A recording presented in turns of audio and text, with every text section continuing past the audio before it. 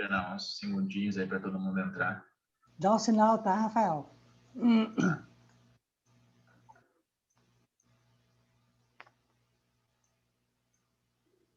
E demora um pouquinho para começar a processar ali, o pessoal entra, todo mundo na sala de espera.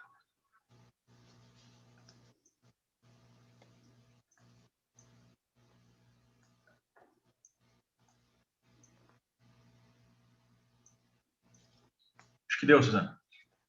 Começar? Uhum. Olá, boa noite. Um prazer estar aqui falando sobre algo tão importante nas nossas vidas como o Founder Institute. Todos nós passamos e temos alguma relação com essa instituição, que é uma instituição que provoca grandes mudanças na vida de todos nós.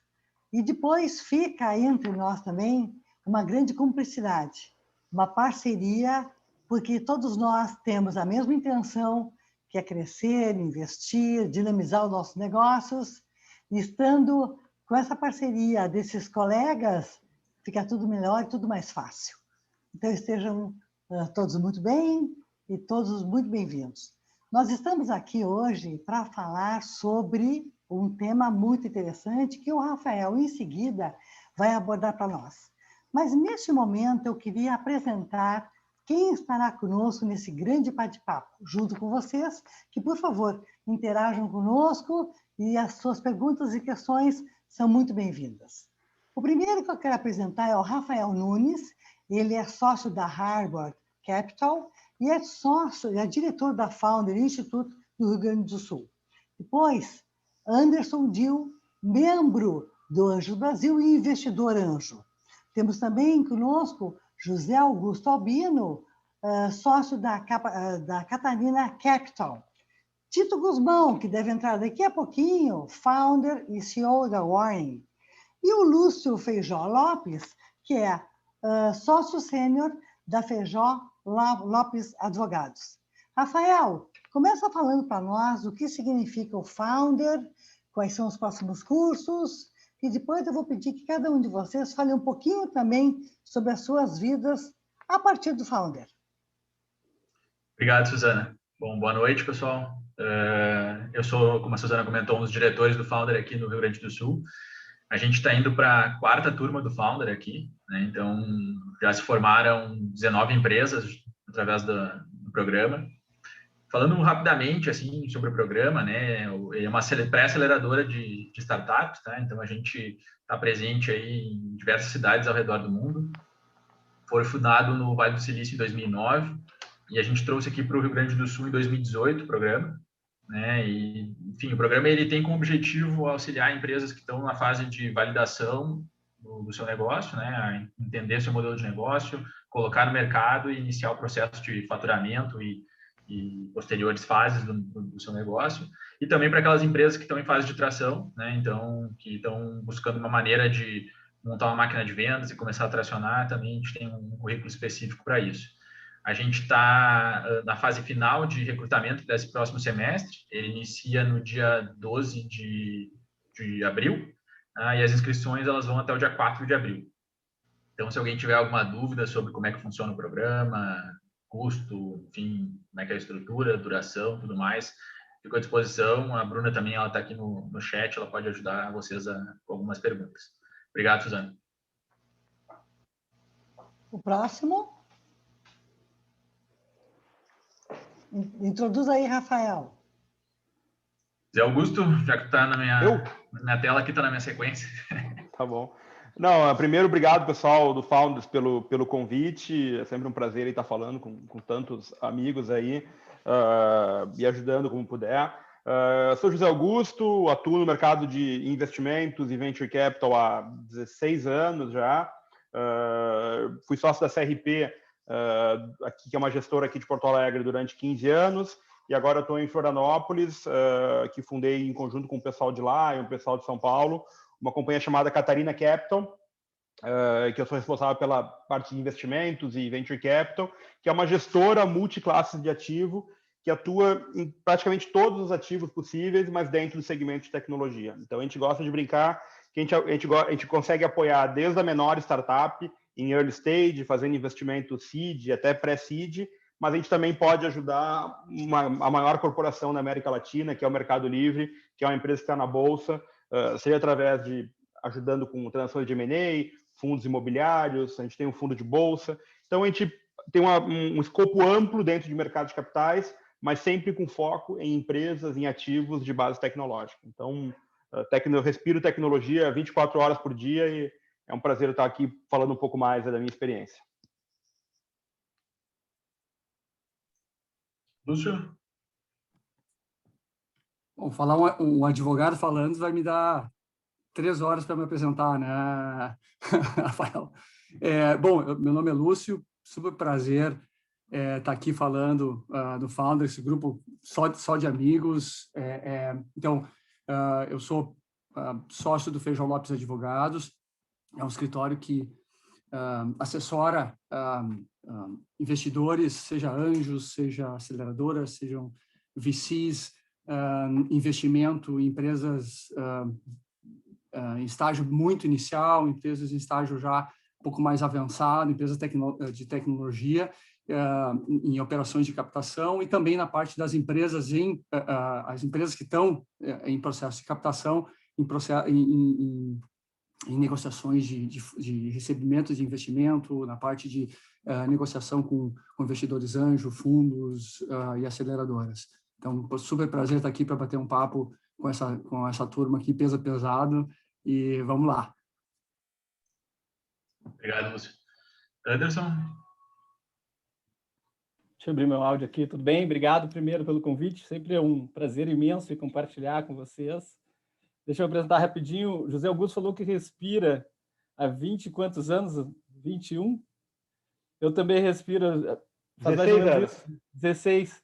Eu respiro há 21, estou respirando um pouquinho mais, com sites no digital, e daí foi de 2015 para cá que eu comecei a me envolver muito com o ecossistema de inovação, me tornei anjo, investidor anjo, daí eu estive líder da Anjos do Brasil por 3 anos no Rio Grande do Sul, né? E além disso, virei investidor da Venture, da Grow, da Wall.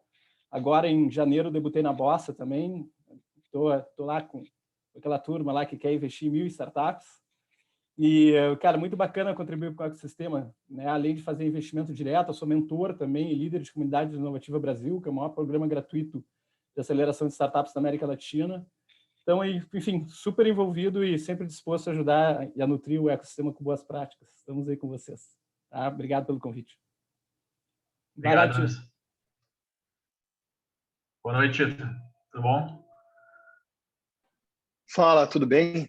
Eu sou o Tito, sou um dos fundadores da Warren. A minha vida é mercado financeiro há bastante tempo, mais de 15 anos. Mas antes disso, fui também empreendedor.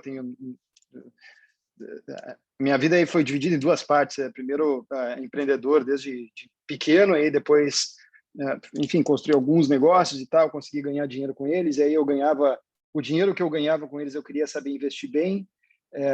E aí nisso eu acabei entrando em um projeto de uma empresa de investimentos.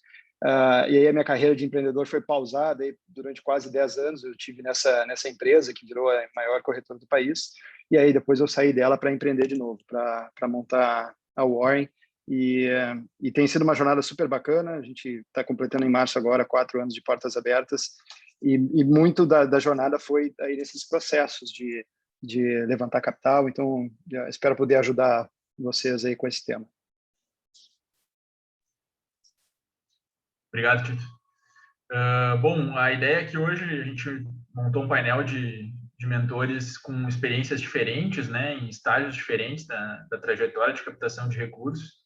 E a ideia é que a gente consiga pegar um pouquinho da experiência e do conhecimento de cada um de vocês para falar um pouco mais para nosso público aqui, nossa audiência, enfim, como é que se capta recursos, como que funciona esse processo, tanto da parte legal, né, quanto da parte do empreendedor, depois como é que são os processos de governança que os investidores exigem, o que isso muda no dia a dia da startup.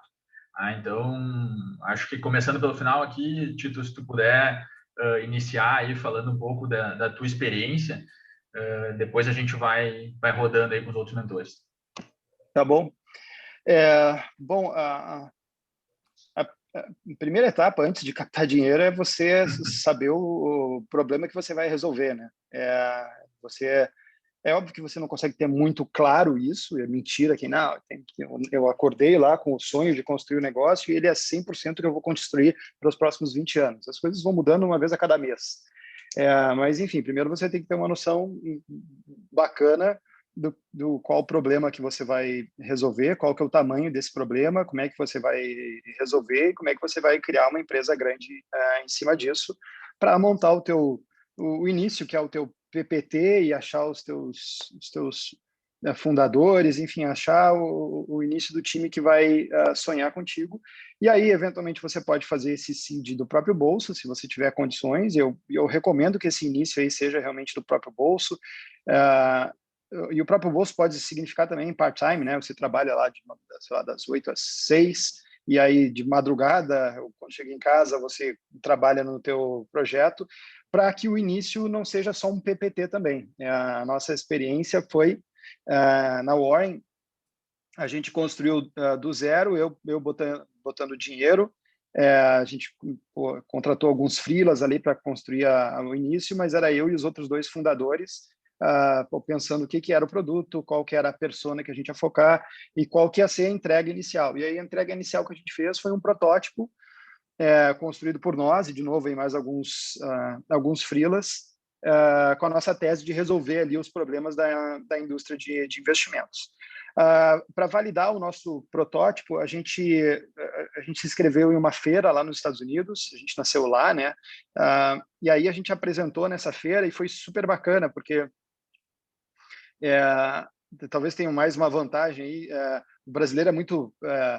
não sei se bom coração é a melhor expressão, mas ele não é bom para dar feedbacks, né? E a gente apresentou lá nos Estados Unidos e o americano está pouco se fudendo para os teus sentimentos. Ele está lá para te dar feedbacks na cara.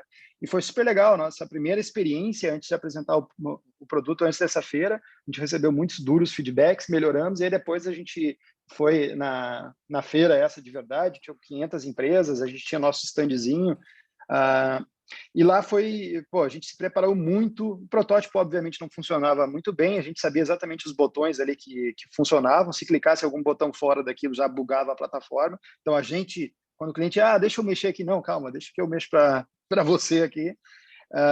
E a gente se preparou muito. Tem uma coisa que eu sempre repito aqui, que é horas de voo, né? Quando a gente foi para essa feira lá nos Estados Unidos, o dia anterior foi o dia inteiro treinando o nosso pitch.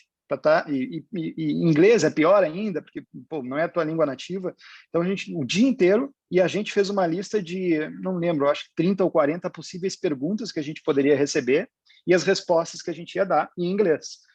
E, tanto é que eu acho que 90% delas eu consigo responder agora ainda. Se fizer qualquer pergunta, eu consigo responder agora, porque foi pura decoreba ali. E isso é horas de voo. Você tem que estar muito bem preparado para o problema e a solução que você está vendendo e todas as perguntas que podem surgir. Até porque quando você faz o próprio exercício de fazer perguntas para si mesmo, você mesmo vai encontrar brechas que você não tinha encontrado antes para o teu produto. E aí, enfim, a gente testou apresentou a Warren oficialmente nessa feira e foi super legal, porque a gente ficou entre os 10 melhores, lá no meio de 500 empresas gringas. E aí, com essa chancela, foi mais fácil a gente fazer a primeira rodada, o nosso seed money de verdade, com alguns investidores mostrando o protótipo, mostrando o problema e solução e dizendo, olha só, no meio de 500 a gente ficou entre 10 e, no mercado super competitivo, que é o americano.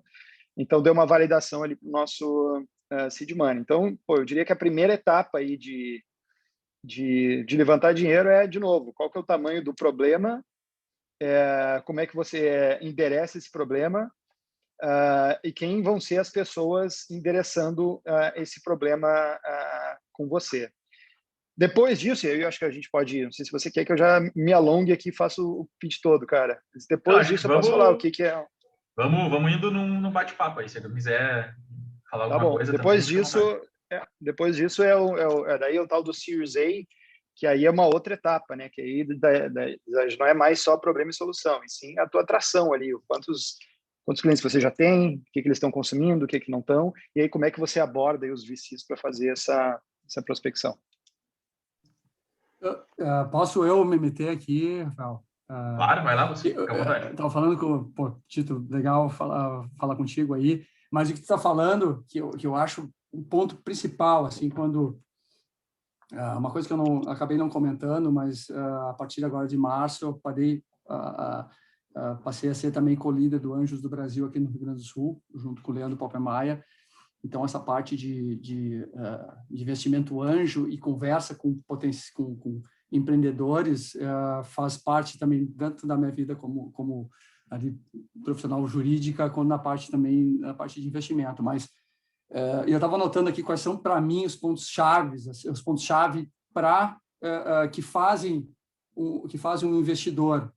E aí, hoje, a gente vive um momento muito especial para as empresas, por exemplo, essas que vão, talvez, esses empreendedores que vão entrar no Founder, vão participar da turma e depois, talvez, vão sair, vão se graduar, e outros que estão no mercado.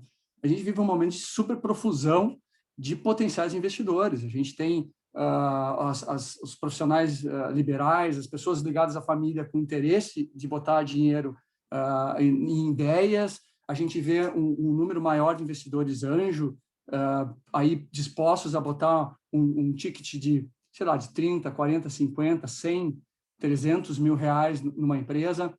A gente vê as aceleradoras, a gente vê os corporate ventures, a gente vê as empresas montando estruturas de corporate venture para fazer investimento. Aí vem os fundos. Mas nesse que eu queria puxar do título, o que eu vejo que é importante para todo mundo que está aí ouvindo, que está empreendendo agora, é a pessoa.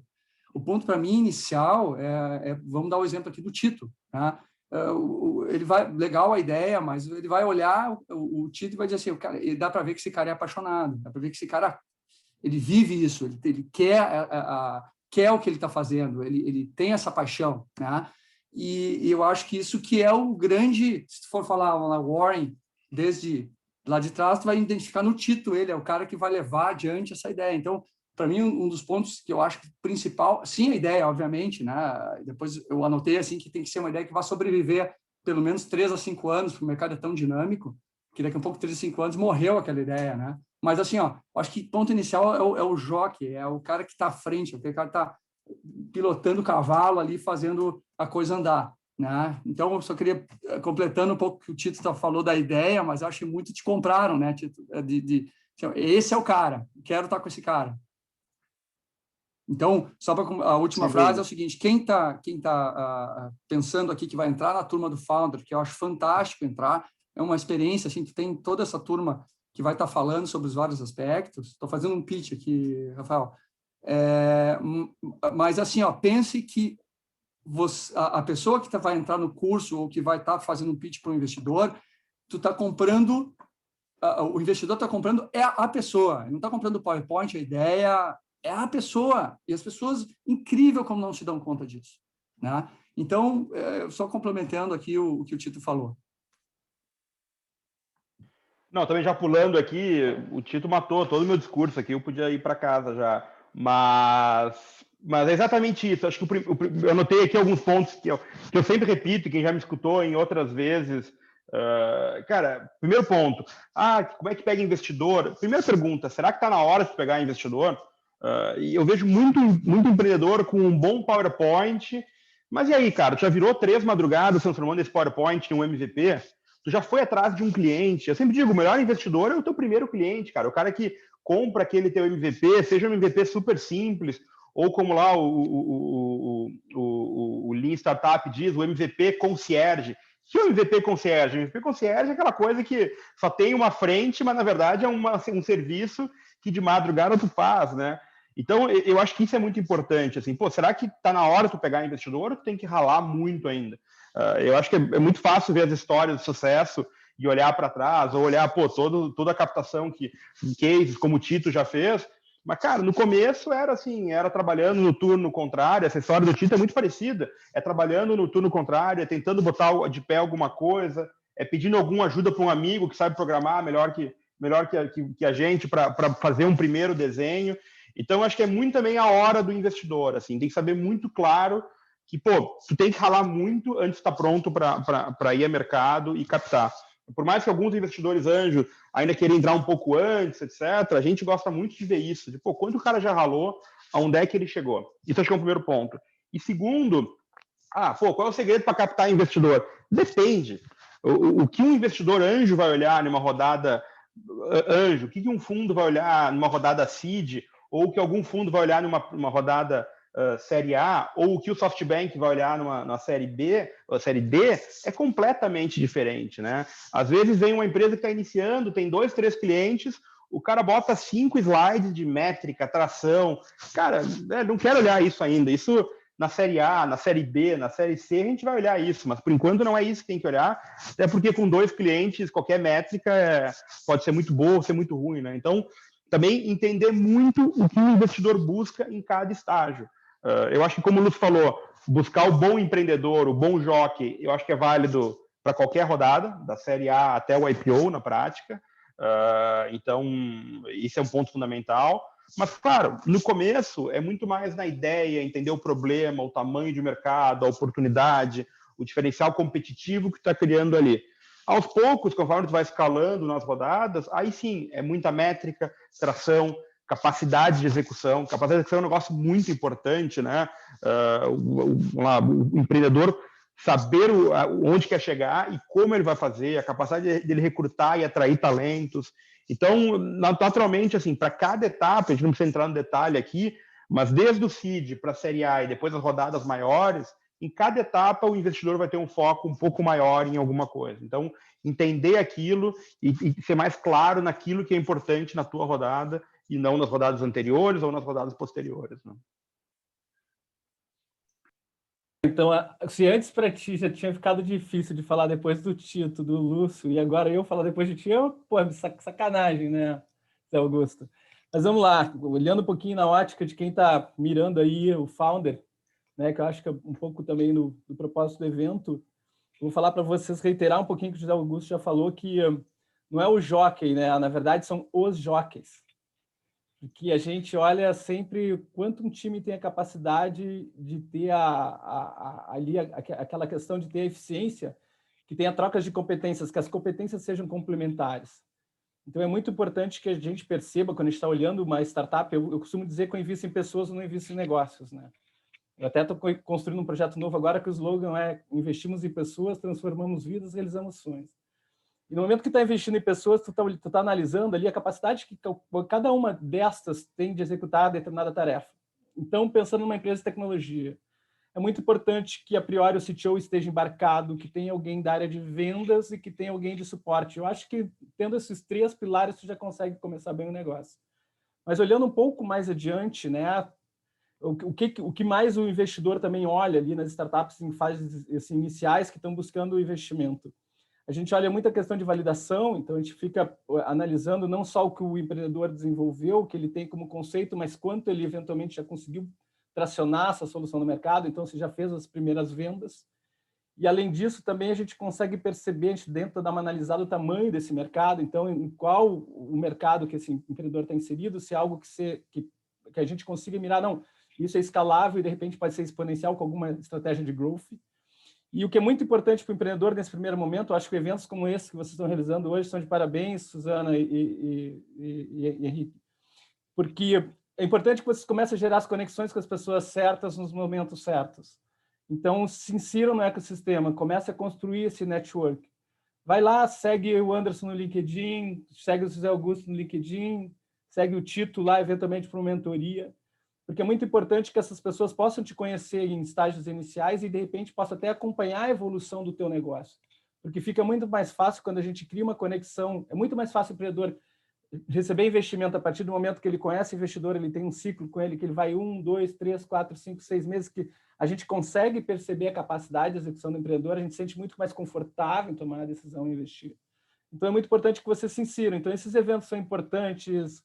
É lógico que agora uma judiaria que o Covid não permite isso, mas os eventos que o Sebrae acaba desenvolvendo, participar dos ciclos do Sebrae, participar do Founder. O Founder tem um corpo de mentores fantásticos e a maioria dos mentores também são investidores, e se não são investidores, eles se conectam com investidores.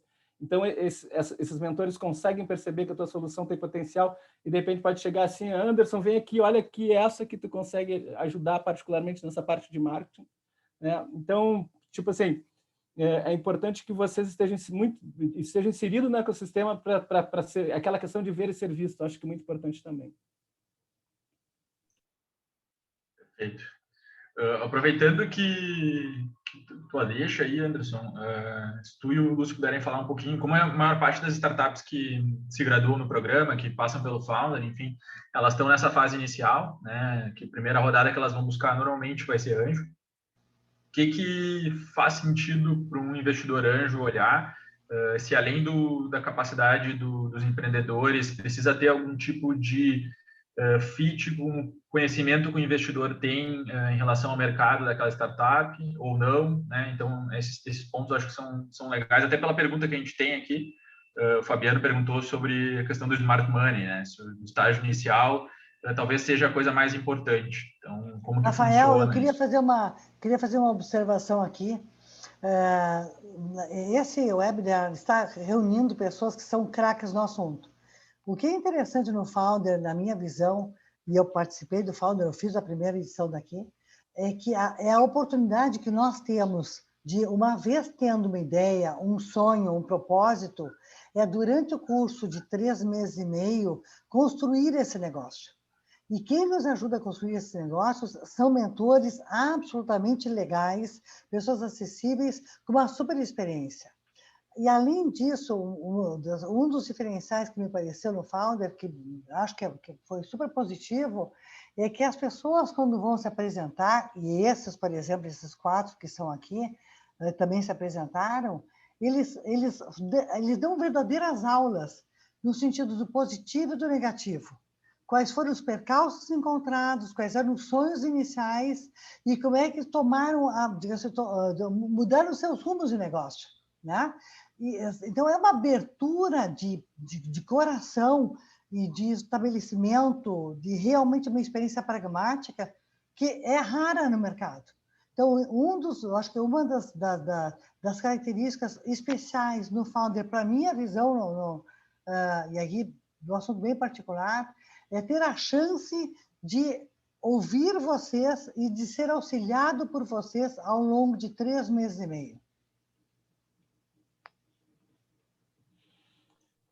Respondendo aí, Rafa, o que a gente acaba analisando, né? A gente observa muito o que a solução se propõe. A gente sempre acaba sugerindo até, eu acho até bacana quem está pensando em empreender e começar, é muito bacana que tu primeiro ouça, vá ao mercado, se está com uma ideia, tenta validar primeiro, ver se alguém compraria, né? Porque às vezes o empreendedor ele é muito apaixonado pela ideia e não ouve o mercado, né? Então acho que é bacana que a gente perceba assim que a solução tenha fit e que ela consiga também propor assim para os usuários um nível de fidelização que gere com que ele faça com que aquele uso se incorpore ao dia a dia deles, né? Então, o que a gente tem particularmente aí uma tese que eu tenho muito, que eu gosto muito de SaaS. SaaS é bom que, no fim, tu acaba entrando numa recorrência e, pô, enfim, o cliente acaba tendo um LT, um LTV, tendo um pouco mais técnico, mais prático, né? Mas tem um ciclo de vida muito mais longo do cliente, um tempo de permanência dentro da carteira, te deixando uma determinada recorrência. Então, é legal que o empreendedor, quando esteja se desenvolvendo a ideia, até é legal que até em função até do Founder tem essa questão de conexão com os mentores, que eles acabam ajudando muito os empreendedores a desenvolver também essas ideias, né? Eu já vi muita coisa bacana começando no Founder, assim, com uma ideia que parecia um espantalho e saiu no final do projeto como sendo um robô, um ciborgue, assim, os caras conseguiram em 3, 4, 5 meses evoluir a ideia de uma forma incrível, né? Então, isso é muito interessante de trazer, assim, para o empreendedor, que ele realmente pensa, o mercado pensa uma solução que entregue valor. Eu acho que essa é uma questão principal que a gente tem que pegar bem, né, em relação para quem quer desenvolver uma ideia. Se eu puder adicionar, Anderson, o que eu acho que o Founder traz e a gente vê assim nos outros grupos seja de anjo, grupo de investidores, grupos de fundos, chama-se networking. As boas ideias, os bons empreendedores, os mentores do Founder, que são investidores ou não são investidores, são simplesmente mentores, eles se conversam, eles vão estar abertos a apresentar o João para o Anderson, o João para o Tito, ou a Maria para o Zé. Então, o networking é chave para o crescimento de uma empresa. Muitas empresas ou boas ideias morrem por falta de contatos. As pessoas não... O contato é para, como falou antes, para validar o modelo de negócios ou para... eu preciso ter um contato com aquele é o primeiro cliente meu, mas eu não tenho contato com ele. Então, seguido dentro dos grupos de WhatsApp de investidores, alguém diz assim, alguém tem contato com tal empresa que eu tenho uma startup aqui que precisa vender para eles. Então, essa questão de relacionamento, networking, é chave, né? Hoje, os investidores, tirando os sofisticados, né? Eu falando aqui, falo do Zé, que é um investidor de venture capital, daí falando private equity, são investidores assim que começam a ter cheques maiores e têm uma sofisticação. Mas pega aqueles mesmo no início da cadeia, os amigos, os investidores anjo que começam a ter mais profissionalização. Todo mundo conhece o mercado onde atua, né? Eu vou ter áreas que eu entendo que, para mim, na minha ideia, são mais promissoras, que eu entendo muito legal, eu entendo melhor essas áreas do que outras. Os outros investidores vão ter uma visão diferente. Então, algumas coisas eu olho, mas eu olho diferente de que outras pessoas. Mas e outra coisa importante, e o investidor, quando ele encontra um negócio bom, muitas vezes ele convida outros investidores.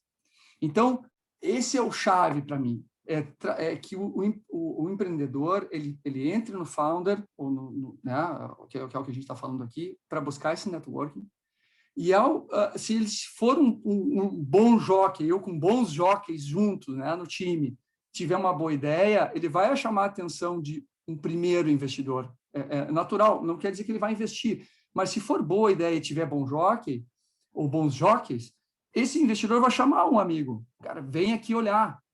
E aí começa a ideia do funding junto com, acho que eu sou muito de acordo com o que o Tito falou ali atrás, que não precisa usar, o primeiro dinheiro não precisa ser o dinheiro do investidor, porque é um dinheiro caro, ele vai comer parte do teu capital.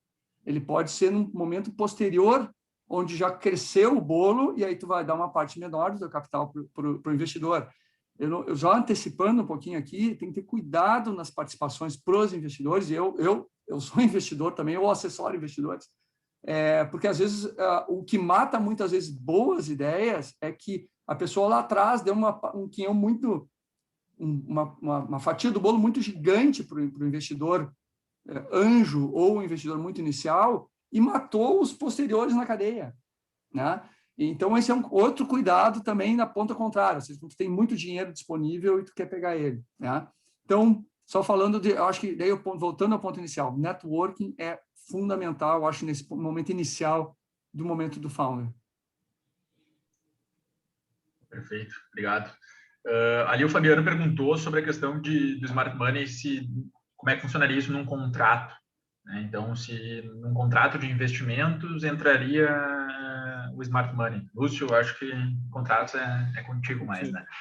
Cara, eu vou ficar falando, prometo que é a última vez que eu vou falar aqui, senão eu vou... O que eu acho, tá? Era um ponto que eu ia falar, eu vou falar só esse ponto jurídico para não incomodar as pessoas com ponto jurídico.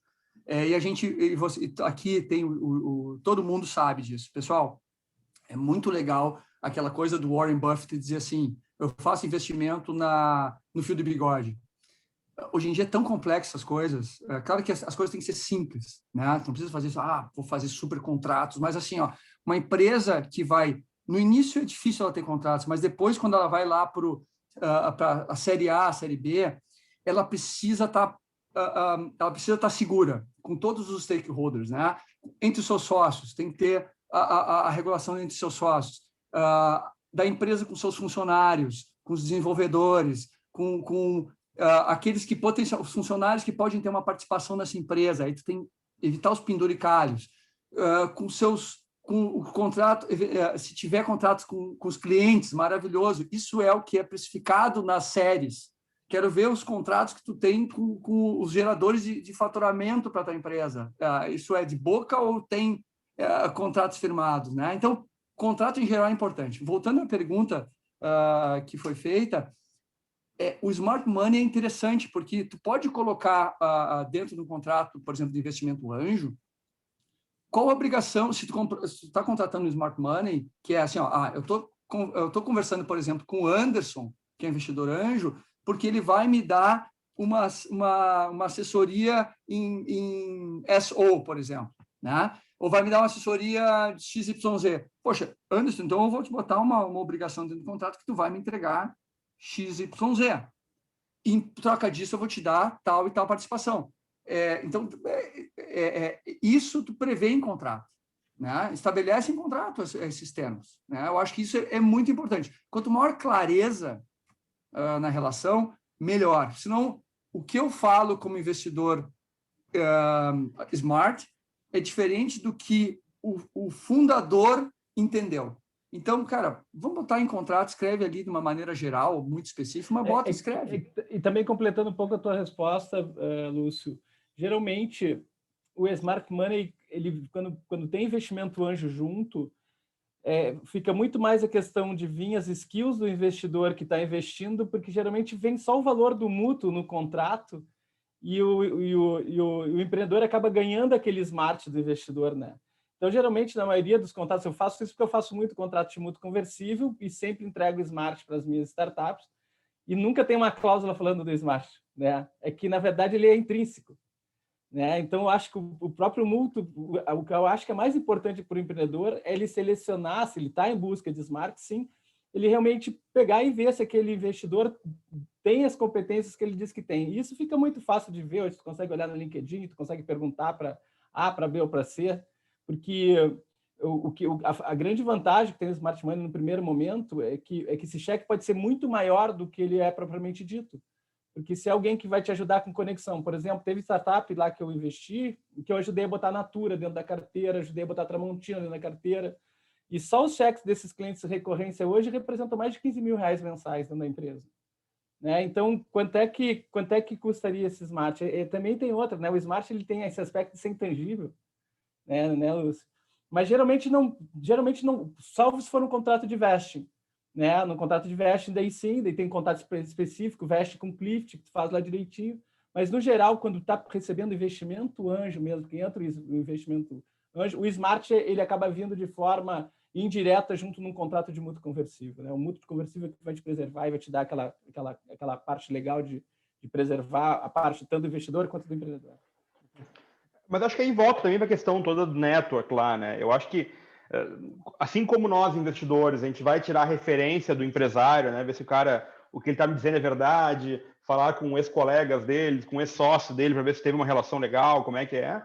O empreendedor tem que fazer o contrário também. E a gente fomenta muito isso, por exemplo, do nosso lado, de assim, cara, eu vou investir numa empresa, eu abro o contato de várias empresas que eu já investi, tanto que deram certo, que não deram tão certo, que deram muito errado, para o empreendedor falar e conversar e escutar a verdade, falar de empreendedor para empreendedor.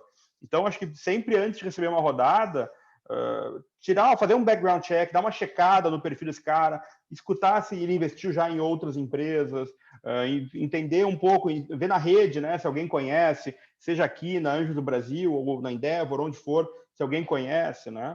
Como o contrário também é verdadeiro. Essa rede e esses contatos e referências é a melhor maneira de acessar um investidor, né? É óbvio que se o Anderson me disser, Zé, tem uma empresa bacana que eu conheci, conversa com os caras, é óbvio que eu vou dar muito mais atenção do que simplesmente um cold call ou uma mensagem no LinkedIn, né? Então, essa questão de conexões, de contato é muito importante e o ecossistema está aqui para isso.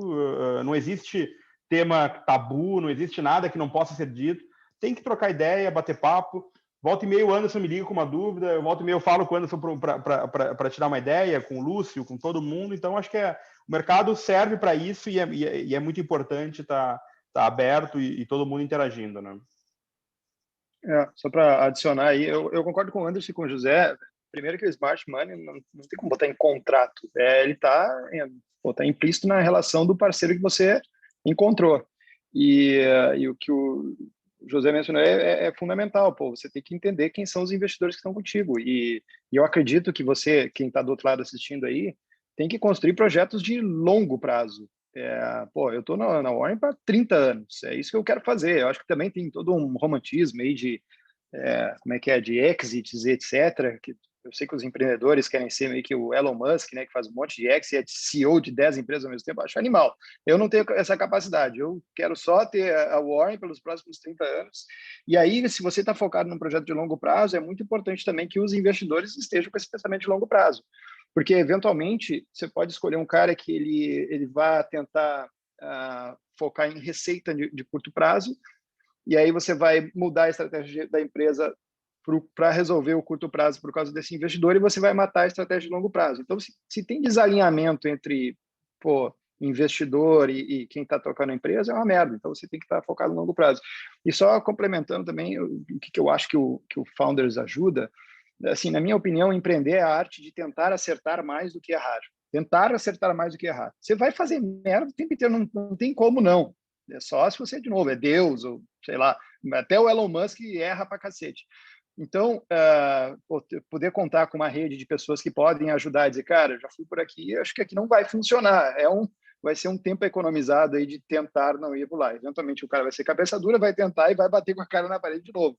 Mas eu acho que é uma ótima oportunidade de aprender com quem está tentando o tempo inteiro e errando bastante e eventualmente já sabendo ali alguns caminhos onde tem menos problemas. Se bem que isso também não existe, né? Empreender é também resolver problema todo santo dia. Obrigado, pessoal. A gente tem mais duas perguntas aqui. O Evandro perguntou sobre o funcionamento das rodadas, né? Então, se vocês puderem falar um pouquinho como é que funciona essa estrutura, né? Como ela inicia e como é que funciona cada uma das rodadas. Pode ser Tuti, José Augusto, enfim. Eu vou falar como foi na Warren, aí talvez possa ajudar. Então, primeiro foi um seed money com investidores próximos, e depois foi o nosso Series A, que como é que foi? Primeiro, eu tentei, antes mesmo de pedir dinheiro, eu tentei aquecer alguns potenciais investidores. Então, tipo, 6 meses, eu não me lembro, 6 meses talvez, antes de pensar em uma rodada, 6 meses ou um ano, eu mandei e-mail para um monte de VCs dizendo, olha, estou construindo isso, vou fazer isso, prometo, ou acho que vou entregar isso, e vamos nos falar no futuro. E aí vários voltam dizendo, pô, que legal, vamos já marcar um call para entender aí o que está acontecendo. E aí você diz, olha, cara, é isso, e aí já pede ajuda também, porque essa turma que está aí do outro lado, os VCs estão vendo muitas empresas, estão participando de muitas empresas. Pô, e é legal, então, porque você já aprende também e você engaja. Então, eu fiz isso com vários, e aí quando foi a época do Series A, eu mandei e-mail, não foram também infinitos, deve ter sido uns 5, 6, 7, talvez. Mandei e-mail para esses dizendo, tá, agora vamos começar a pensar em fazer a nossa primeira oficial rodada de investimentos, e os nossos números são esses. Pô, a gente abriu as portas no dia tal, a gente tem hoje X usuários, o nosso crescimento é tal. Então, você monta lá o teu pitch dizendo, de novo, problema, solução, como é que a gente já está endereçando isso, quem é nosso time, reforçando o que o Lúcio comentou, isso é fundamental, os caras... Não adianta você tentar dizer que você vai criar a maior rede de padarias do mundo e você é o médico. Cara, você tem que ter feito muito pão na vida, porque os caras vão te avaliar por isso. E aí você mostra as métricas todas, né, de crescimento, CAC, LTV, cohortes, etc. E aí começa a falar começa esse namoro. Os caras vão fazer muitos calls para entrar no detalhe dos números, vão te pedir dados e etc. E é muito normal no Series A, você não tem porra nenhuma. Então, você tem uma planilha de Excel basicona lá e você começa a receber pedidos de indicadores que você nem sabia que existia. E aí você vai atrás de construir eles. E, de novo, é um processo de aprendizado, só que do outro lado os caras sabem que uma empresa no Series A não está preparada para tudo isso. Então, também não precisa ficar desesperado, tá? Mas, enfim, aí começa o namoro, e aí você engaja dentro daqueles que você manda, você engaja em 1, 2, 3, e que vai até o momento de uma proposta. No nosso caso foi a Ribbit, que é um VC lá do Vale do Silício, né, a maior venture capital para fintechs do mundo e tal, os caras são foda pra caralho. E aí eles vieram primeira vez eles vieram para Porto Alegre, os gringos todos, avaliaram e tal, aí voltaram, e aí vieram de novo para fazer a proposta. E a proposta foi muito abaixo do que a gente imaginava. E aí eu brinco que foi a primeira vez que eu tive que dizer não na vida para um VC gigantesco e com medo de quebrar o Warren por ter feito isso. Mas, se não me engano, foi o Lúcio que comentou também que você tem que lidar bem com diluição, principalmente se você acredita no que você está fazendo. Só que é muito difícil essa decisão, se você tem um cheque que, cara, um cheque gigantesco que vai do principal VC, que vai salvar a tua vida, ou vai acelerar a tua empresa, você já vai botar lá no currículo, cara, fiz uma rodada com VC foda e tal, mas isso é curto prazo, você tem que pensar no longo prazo, e no longo prazo, a diluição é super importante.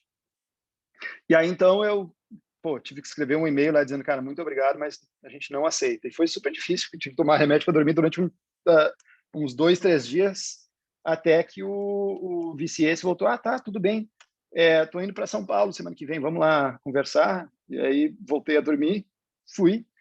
E aí nessa conversa, melhorou muito a proposta. E nisso, tô contando bastidores aqui.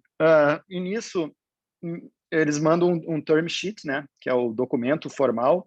E aí quando você assina esse term sheet, você não pode receber ofertas de outros, até partir para a due diligence, que é super rápida nesses series todos. VCs são muito rápidos nisso, até partir para a due diligence e o tal do closing, que é quando, cara, de fato você assina um contrato e o dinheiro cai no caixa. Eles mandaram o term sheet, e nisso eu ia assinar o tal do term sheet, liga o outro VC, que foi a Kazek, que é a dos ex-Mercado Livre, que são foda pra cacete, foram aqui primeiros investidores do Nubank, Creditas, não sei das quantas. Tito, a gente gostou muito do papo aqui, a gente queria voltar para te botar um term sheet na mesa. E eu falei, putz, galera, desculpa, acabei de receber aqui, tô assinando. Aí o cara fala no telefone, já assinou? Não, ainda não. Espera só um pouquinho que estou indo para Porto Alegre agora. Isso eu estava em Porto Alegre, o cara estava em São Paulo, pegou o avião, chegou de tarde na minha frente. Tá, legal, a gente cobre a oferta aí do que os caras te mandaram. Meu Deus do céu, mas como é que eu vou fazer isso? Já disse não uma vez, não sei das quantas. Não, mas beleza, a gente cobre a oferta, relaxa. Não, cara, não posso fazer isso. Tá, então a gente aumenta em 10%. Puta que pariu, e agora? E aí começou o jogo ali com os VCs, e eu, no final das contas, eu disse, cara, não posso fazer isso, porque, já tinha dito para os caras, o que eu posso tentar fazer é acomodar vocês dois, de alguma forma, mas eu vou ter que voltar para o outro dizendo que subiu 10% e que ele não vai ter a participação que ele queria, vai ter uma participação menor e tal. E aí, esses tipos de ligações difíceis, né? E aí liga lá para o americano para dizer, cara, lembra aquela coisa lá? Pois é, chegou um outro aqui que aumentou o preço e você não vai levar tudo que você queria. E aí as coisas se acertaram, não sei como, no final das contas, mas daí consegui ter os dois. Então, vai de tudo, galera, desde da empresa como tá, até ali teu sangue frio de em algum momento dizer não, porque é o melhor para a empresa, por mais que você vai ficar sem dormir, até depois essa negociação, que é uma dança, né? É o jogo da sedução ali. De um lado, tem investidores aqui que querem pagar menos, né? E do outro lado tem os empreendedores que querem receber mais. E aí você chega lá no meio termo para deixar todo mundo feliz. Então, essa foi a história aí do Series A, que eu nunca tinha contado, inclusive, só conto internamente isso. Mas foi algumas noites sem dormir, viu? Tito, essa história do dizer não é muito engraçado. É engraçado para quem conta depois do fato, né? Mas assim, tem um documentário. Desculpa te interromper, Lúcio. E eu só estou contando isso aqui porque deu certo. Podia estar tudo errado, né? Eu não estava nem aqui, fechado as portas. Tem um documentário legal do Ralph Lauren que conta a história dele acho que está no Netflix e é muito legal, para quem quiser assistir, é fantástico, porque ele não é um desses estilistas como são a maioria dos estilistas, ele é um cara de negócio que se vestia bem e daí alguém falou para ele, cara, você tem que montar um negócio porque tem um gosto muito bom para as roupas. E aí as gravatas, por exemplo, eram todas fininhas lá no tempo dele, ele queria uma gravata grandona, assim, e ele mandava fazer as gravatas. A dele. Daí alguém disse, cara, vende as gravatas, cria uma linha de gravatas. E ele disse, quer saber, vou criar uma linha de gravatas. Ele criou uma linha de gravatas, morava em Nova York, aonde que era o grande comprador? Bloomingdale's, que era naquele tempo ditava toda a moda. Foi lá na Bloomingdale's e o cara disse assim, legal, eu tenho o senhor da Bloomingdale's ainda, lá era o presidente, está vivo ainda, e ele fala, tem uma ordem para ti aqui, só que é o seguinte, vai ter que deixá-las um pouquinho mais finas e vai ter que botar a marca Bloomingdale's, vai tirar a marca Ralph Lauren. Era a primeira venda, né? Não existia marca na Ralph Lauren naquele tempo. E ele olhou e pensou assim, ó, o que eu faço, né? Tô com um pedido que vai mudar a minha vida, ou eu digo não e tô indo à beira da falência, né? E ele disse assim, cara, o que é importante para mim, né? Ele disse assim, importante é a minha marca e o estilo das minhas gravatas. Não é a venda, pura e simples. Daí ele disse não para Bloomingdale's. Voltou para casa, disse que tomou, sei lá, tomou todos os remédios, né, de ansiedade, falou para a mulher que, meu Deus, acabou tudo. Não sei se um dia, uma semana depois, liga a Bloomingdale's, querendo fazer um pedido com a marca Ralph Lauren do jeito que era Ralph Lauren. Então, o que eu quero dizer é que realmente é uma coisa muito difícil. As histórias que se contam são histórias que deram certo, mas muitas não deram certo. E a gente sabe, né, que não deram. Então, é difícil, realmente. Então, mas eu indico, vale a pena. Eu acho que é Ralph, o nome do documentário sobre ele.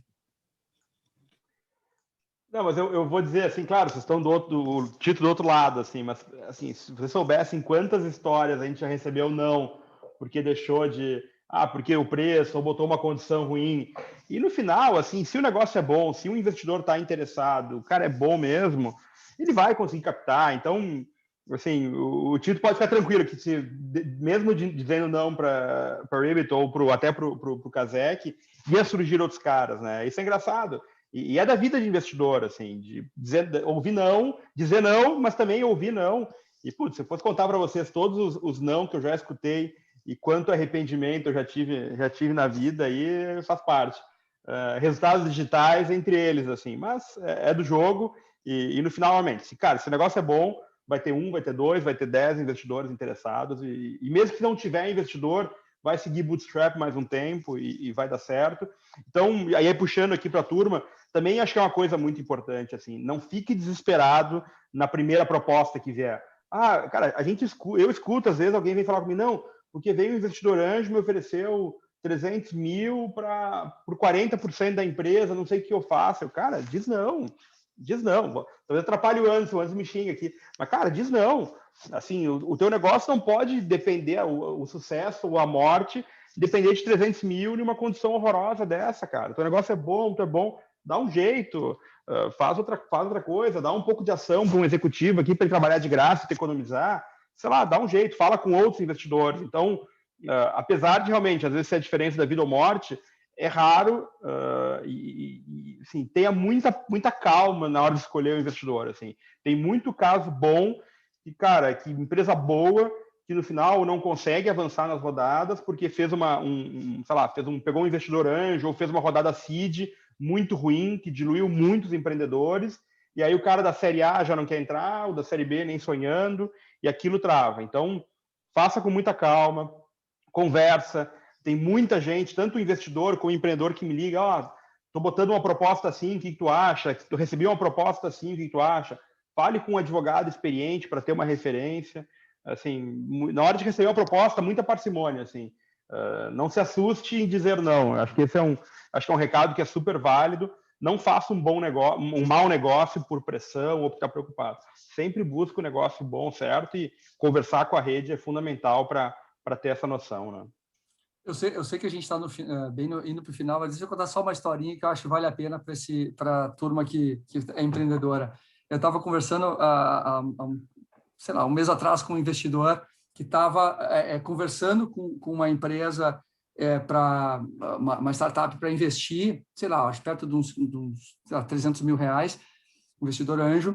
E aí os empreendedores convidaram esse investidor para almoçar. E aí foram almoçar, eles convidaram e foram no restaurante. E aí, na hora de pedir o prato, os empreendedores, né, da startup pediram um prato de camarão, aquele pistola, assim, gigante. Aí o investidor diz assim, ó, cheque negativo, retirou o investimento. Cara, isso foi só uma ponta do iceberg. Tinha outras coisinhas que não davam certo. Então, eu quero dizer o seguinte, não peça um camarão pistola na hora de conversar com o investidor. Endossando um pouco do que o José Augusto falou, em relação a percentuais, né? O máximo que eu me permito é 15, tá? Mas, no geral, eu fico entre 5 e 10, José Augusto. E sempre falo para qualquer empreendedor, chega no Série A com no máximo 30% do teu cap table comprometido. Se conseguir chegar com menos, tudo isso é lucro para a tua startup, porque isso vai te preservar muito e vai te dar muito valor nas séries seguintes. Mas a sugestão que eu dou para o empreendedor também é que no primeiro momento, quando está entrando o anjo, né, a parte de estruturação, negócio, contábil, a gente não dá muita bola para isso porque sabe que é startup, né? Mas conforme a empresa vai crescendo, é importante que ela cresça de forma organizada e estruturada, porque qualquer processo de M&A que vier, independente do tamanho, os caras vão querer saber se tem passivo trabalhista, vão querer se os impostos estão pagos todos em dia. Então, a sugestão que eu digo para o empreendedor, assim, conforme ele começa, tenta manter a empresa organizada, assim, que qualquer pessoa que possa olhar, veja a empresa e se interesse. Não, cara, pô, vocês estão redondinho, está bonitinho. Porque isso é muito importante para quem vai fazer as próximas rodadas, as mais pegadas, como sendo seed, pré-seed, seed, bridge, Série A, porque com certeza, né, Tito, não é tão complexo, mas os caras pegam tudo, revisam a empresa de cabo a rabo, né? Sem dúvida. O Series B, pô, a gente passou por uma due diligence que foi descomunal e é fundamental você ter todas as estruturas. Como eu comentei ali, no Series A a galera tem um pouco mais de paciência, porque sabe que você também não é mais um iniciante ali, mas você não tem tudo de pé, você não tem um head de dados ou coisa parecida ainda. Mas aí depois, para frente, tem que ter. Sem dúvida, a cozinha é super arrumadinha. Tem mais uma pergunta aqui, pessoal, antes de encerrar. O Gabriel Xavier mandou um abraço para vocês e perguntou quantos meses os VCs têm apoiado de Runaway, né? Quantos meses têm olhado de Runaway para fazer o investimento? São 12, 18 meses, mais, menos? Eu acho que segue o padrão, eu vi a pergunta ali do Gabriel, segue o padrão de 12, 18 meses. Agora está na moda 6 meses, está na moda os preemptive rounds, etc., mas não vou entrar no detalhe. Mas sim, 12, 18 meses de runaway. O que significa isso? Deve explicar para o pessoal.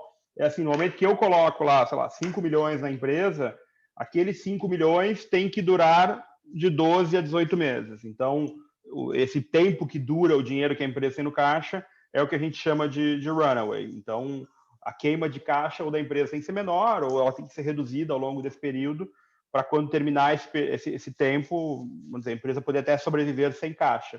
Mas sim, segue 12, 18 meses, que é o horizonte. Já foi mais, está menos, agora está dentro bem do padrão internacional aí de 12 a 18. E deixa eu compartilhar mais uma dor sobre esse negócio de ter dinheiro em caixa e runaway de 12 a 18 meses. Porque se a tua projeção é gastar em 24, é ruim também, tá? Porque, obviamente, gastar em 3 meses também é horrível. Mas o que é o ponto? O investidor está botando dinheiro na empresa para você acelerar, para você fazer contratações, investir em marketing, enfim, para você investir na empresa. E aí, eu compartilhando aqui uma dor, é difícil também você rodar caixa negativo, dormir todo santo mês queimando dinheiro, e continuar investindo mais. Isso foi o que eu senti quando a gente fez o Series A. Meu primeiro pensamento foi, agora eu tenho que break-var. E eu sofri muito com isso, porque o VC do outro lado estava dizendo, Tito, esquece break-var, cara.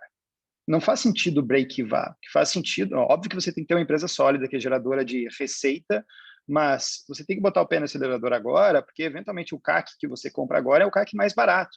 Então, gastar mais dinheiro agora é economizar dinheiro para o futuro.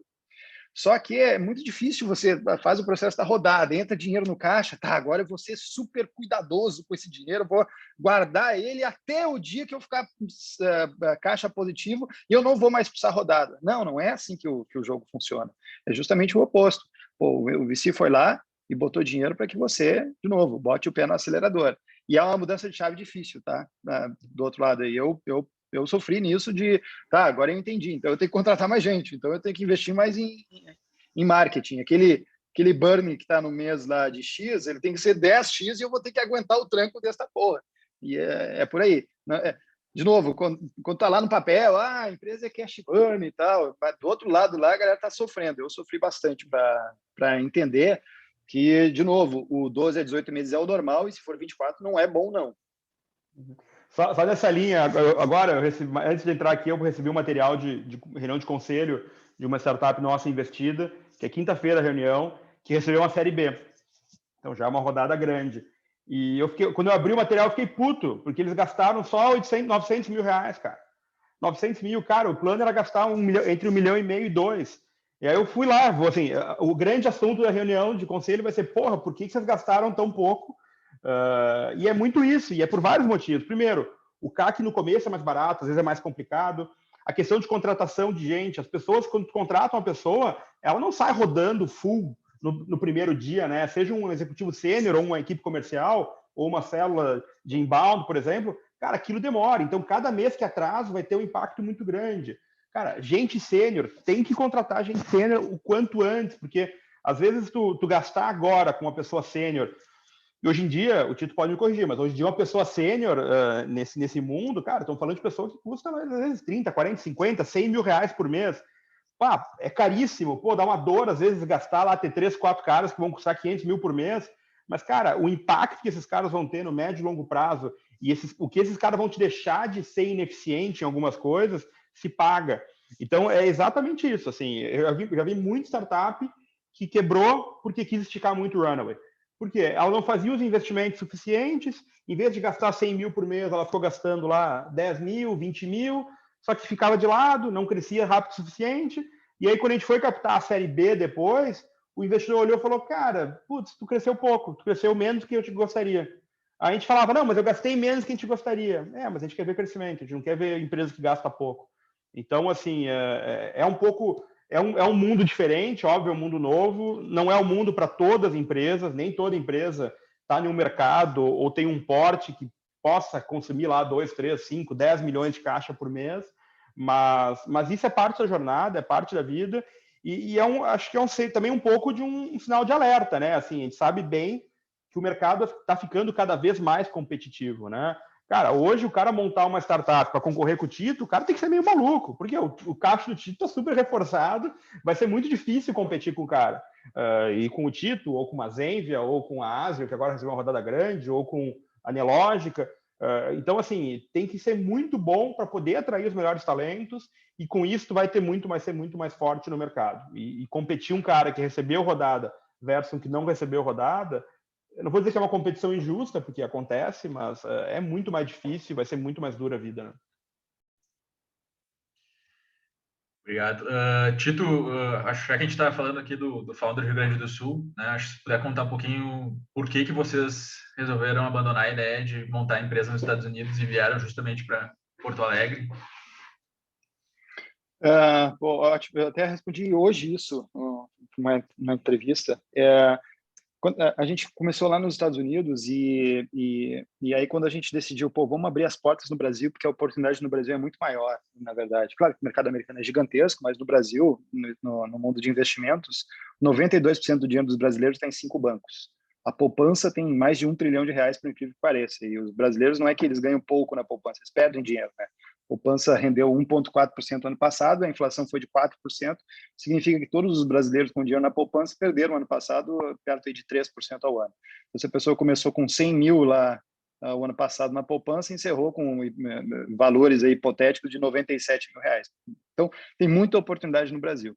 E aí, quando a gente decidiu vir para cá, São Paulo e Rio é um mercado mais competitivo, né? Custos mais altos e etc. Vamos achar outros lugares que tem um polo de empreendedorismo bacana e que onde a gente possa ter custos mais leves. Aí a gente ficou entre Floripa, Porto Alegre, BH. Aí eu lembro que a gente foi no RD Summit e a gente a gente alugou uma casa no Campeche e o RD acontece ali logo na entrada de Floripa. E, cara, a gente levou 1h30 do Campeche até o RD. Daí a gente disse, pô, espero que ninguém que está do outro lado aí. Você, José, está em Floripa, não se ofenda, mas puta que pariu. Daí a gente diz, não, cara, não dá para ficar tanto tempo aqui preso no trânsito. A logística ali nos atrapalhou. Daí a gente decidiu por Porto Alegre, porque comparando ali com BH também, BH é a maior cidade em número de bares por metro quadrado, né? Porto Alegre talvez é a maior em número de software houses por metro quadrado. Então tem 3 universidades fantásticas e tal. A gente está, inclusive, no Bonfim, porque fica perto da universidade, então a gente brinca que está no bairro mais hipster de Porto Alegre para brigar contra a turma lá da Faria Lima. Então, muito em função aqui os custos são mais baixos e tem um capital humano de bons desenvolvedores incrível. Então, hoje, na Warren são 400 pessoas, metade são desenvolvedores. Tá aqui ajuda demais. Mas hoje a gente já está em outros lugares, né? Então, em Porto Alegre deve ser 280 pessoas, 300, e São Paulo já tem 40, 50 pessoas, que é o braço lá institucional e de B2B. A gente abriu uma operação no Rio também, e agora tem outras cidades que a gente tem times comerciais, então escritórios em outras 7 cidades com timezinhos menores comerciais. De novo, primeiro o Brasil, porque é uma puta oportunidade. Cara, para tudo que a gente olhar aqui no Brasil, tem coisas legais para fazer, e é óbvio que a gente é mais difícil, né? A gente luta aqui, como eu sempre brinco, é tipo Rocky Balboa treinando. A gente está dando soco em carne, correndo atrás de galinha, enquanto os americanos lá têm piso de mármore, tem toda a estrutura e tal. Então, aqui para a gente é sempre mais difícil. Mas tem muita oportunidade, do mesmo modo. Tem muita empresa gigante aí que já existe no Brasil e novas que estão surgindo. Então, o nosso país é um país de 200 milhões de pessoas, uma classe média consumidora. De novo, a gente está no meio da Covid, está todo mundo estressado, as notícias não ajudam o momento, né? Mas nós somos uma grande potência de todos os lados que você observar, tem oportunidades a serem construídas. Então, nossa decisão de vir para cá foi muito em função da gente acreditar no futuro do Brasil e no próprio presente tem muita oportunidade já na mesa. E aí, o Sul foi isso. Tá num espaço onde a gente pode pegar bom capital humano de bons profissionais, fundamental, custos mais baixos. A gente tem uma estratégia de escalabilidade, de rodar a empresa com custos mais baixos. Nunca vai entrar camarão aqui dentro da Warren, então as mesas são todas simples, água, você tem o teu copinho e vai lá e se serve. Então, essa cultura de manter tudo low cost é fundamental e enfim, o próprio ambiente nos proporciona ter custos mais baixos. Ótimo, obrigado. A gente tem uma pergunta aqui do Bruno Coiado. Acho que é mais para o Anderson, para o Lúcio, tá? Então, qual o peso que vocês dão ao fato dos integrantes da startup terem dedicação em tempo integral no momento do investimento anjo?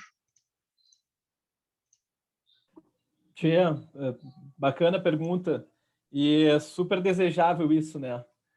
E é raro acontecer isso. Eu já investi em startup que eu conheci lá a solução e tive que mandar o pessoal pedir demissão um mês depois lá, vão trabalhar junto. Se vocês já estão todos trabalhando junto, é super, tipo assim, o investidor já vai olhar com outros olhos, porque vão ver que vocês estão dedicados ao projeto, estão lá construindo o business junto, trabalhando o dia a dia junto. Então, a gente enxerga isso de uma forma muito positiva, tá? Parabéns para vocês que já conseguiram chegar nesse estágio. Geralmente não é assim, porque geralmente o empreendedor trabalha em outro lugar, vai desenvolvendo a ideia para depois entrar no momento fazer a transição, né? Depois que já pegou tração, depois que já está faturando. Se você já consegue estar full time no negócio, parabéns. Com certeza tem pontos aí em relação aos demais, que geralmente isso não é muito comum, né? Geralmente o pessoal tem um full time, 2 ou 3 part time, tem alguém que vai lá de vez em quando, tem alguém que depois até no início começa e depois desiste da sociedade por não participar. Na primeira oportunidade que consegue até um emprego um pouco melhor, vai embora, deixa os sócios na mão. Enfim, mas se já estão juntos, é ótimo. Eu complemento, completamente de acordo com o que o Anderson falou. Eu acho que investidores gostam de entrar onde já o pessoal tá full time, o pessoal está acreditando naquilo, está realmente assim mergulhado naquele sonho. Uma coisa só que eu anotei aqui que eu não tinha falado, mas que eu vejo muito, especialmente nas empresas iniciais, assim, onde teve dois amigos ou duas amigas, 3, 4 se juntaram. Tem que ter muito cuidado onde se juntaram, ou um ou dois fundaram a empresa, daqui a pouco chamou lá um desenvolvedor, dois desenvolvedores, e aí o sócio diz assim, não, fulana, Maria ou José, venha para cá que eu vou te dar uma participação no capital, tu vai ser minha sócia. Ou para o Marcelo, vem que eu vou te dar uma participação. Cuidado com isso. Tem duas coisas que são importantes. Uma às vezes a pessoa não quer uma participação, às vezes a pessoa quer uma participação, não participação do capital, ela quer uma participação do dinheiro, do que foi gerado no negócio. Então, às vezes a expectativa, eu não quero ser sócio, eu quero só, talvez, me dar uma participação do que foi gerado de faturamento, né? E especifica exatamente, olha, eu vou te dar 0,5% do capital, eu vou te dar 1% do capital. Porque são inúmeros os casos onde a gente vê a pessoa assim, eu vou te dar uma participação e o fundador pensou na cabeça 1% e a pessoa que ia receber pensou na cabeça 5%. E aí, quando o negócio vai ganhando tempo e a coisa vai ganhando tamanho, isso gera um grande desgaste. Então, sempre cuidado com o capital desde o iniciozinho. Cuidado, eu acho que proteja o capital. Eu acho que, para mim, se eu fosse dizer assim, fosse botar assim algumas mensagens, networking, trate bem seus investidores ou os smarts que estão em volta e proteja o capital. Eu ia dizer assim, 3 pontos assim E isso do que o Lúcio está falando é muito importante, né? Eu tenho uma outra empresa que eu investi há uns 6 anos atrás, que numa conversa com os meus sócios disseram o seguinte, Anderson, a gente quer transformar fulano em sócio, que era um dos colaboradores. E daí eles foram lá e transformaram o fulano em sócio. Só que eu acho que eles não combinaram isso com quem eles transformaram em sócio. Que tanto que 1 ano e meio depois eles não só perderam o sócio, como perderam o colaborador. Então isso é outra coisa muito importante. É importante vocês entenderem a expectativa, a perspectiva de cada um dentro da operação, ainda mais quando está convidando pessoas para se inserir dentro do teu contrato social.